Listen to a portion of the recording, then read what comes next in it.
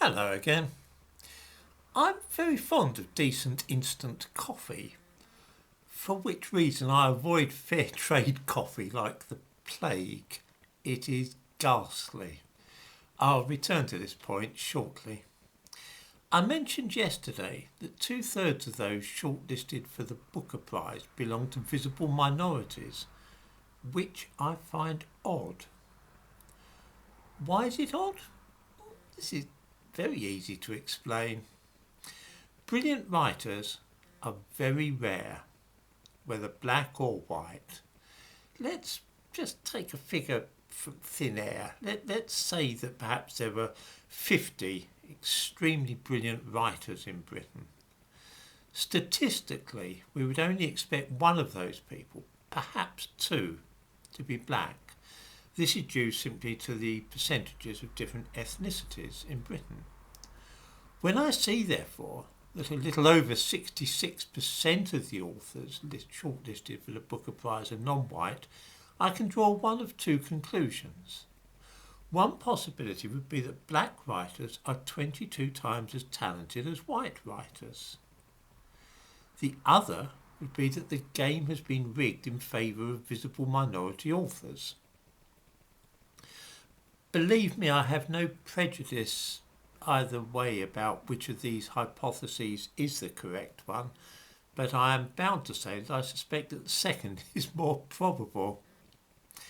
This is disastrous for literature.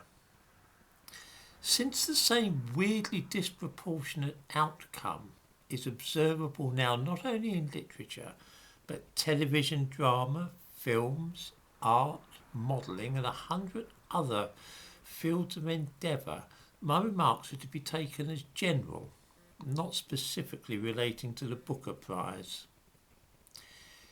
It is a recipe which guarantees inferior work, whether in writing, acting or anything else, which is of course where fair trade coffee comes in. Fair trade coffee is now served in many places. It's a default choice in much of Britain.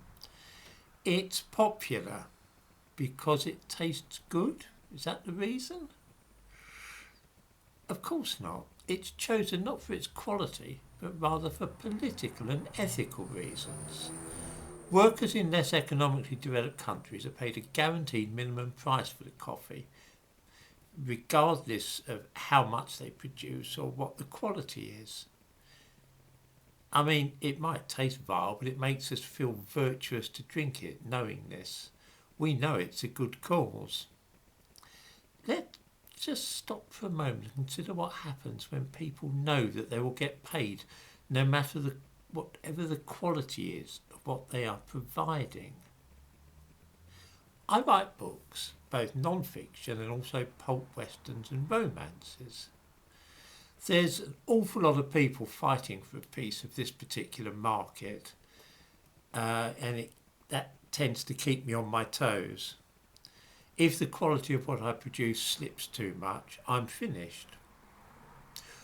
What do viewers suppose would happen if a fair trade publisher turned up and offered me a deal whereby they would buy anything at all which I wrote, regardless of quality or quantity? Would the quality of what I was writing improve? Stay the same? Or would it plummet as I realised that there was no point putting too much effort into my writing anymore because I would get paid anyway, whatever it was like? This is simply human nature, of course. Whether we're talking about coffee, books or anything else, it has nothing to do with ethnicity. This is why fair trade coffee is so dreadful. Nobody has any incentive to improve it. People will buy it no matter what. This is precisely what is now happening in many fields. The fair trade principle is at work. Visible minority authors know they are in demand and that publishers are keen to demonstrate their diversity and inclusivity by getting a few black faces on their publicity material. Actors too know that a premium is set on being black and that black actors are very much wanted now. In soap operas, plays or Hollywood films, everybody wants to see more black people. The same is true of modelling, advertising, art and practically anything else you can think of. We all want to be inclusive and diverse, and the best way of showing this is to get a few black people to be seen with our products. The fact that there is such demand means that the supply must expand and the quality fall. This is just simple economics. Those being hired know very well that their principal selling point is skin colour rather than talent. The Booker Prize shortlist was always going to consist of a majority of black authors, regardless of what quality of writing was. This is why black authors in the past, people like Buki Emecheta and James Baldwin, were much more likely to be better than the current crop. They had to get to prominence by being better than other authors, just the way that white authors have to be the best in order to do well and achieve fame. I cannot be the only person who has noticed that, just as is the case with fair trade coffee, many of the black actors on television now are of, shall we say, limited ability. This is inevitable, given how the process is now working.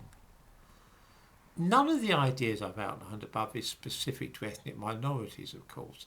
They're just general economic principles which dictate the quality of any product, whether it's westerns or coffee, actors or models. Uncritical acceptance of a commodity and agreement to take it without any thought of the quality will result inevitably in a decline in quality.